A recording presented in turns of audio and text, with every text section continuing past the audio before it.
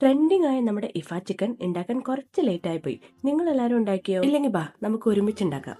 ആദ്യം നമുക്ക് chicken marinate ചെയ്യാനായിട്ട് മഞ്ഞൾപ്പൊടി, മുളക് പൊടി, ഗരം മസാല, കുരുമുളക് പൊടി, ഇഞ്ചി വെളുത്തുള്ളി പേസ്റ്റ്, ഉപ്പ് ഇട്ടിട്ട് ചിക്കൻ ഇട്ടിട്ട് നന്നായിട്ട് മിക്സ് ചെയ്യാം.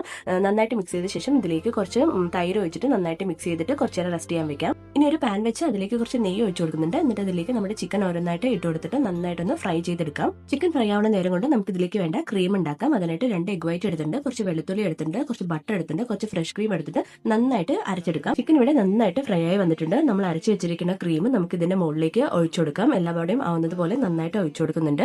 എന്നിട്ട് അടച്ചു വെച്ചിട്ട് ഒരു 10 മിനിറ്റ് സ്ലോ കുക്ക് ചെയ്തെടുക്കാം.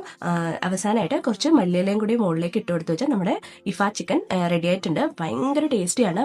ഉണ്ടാക്കാനാണെങ്കിൽ വളരെ ഈസിയാണ്.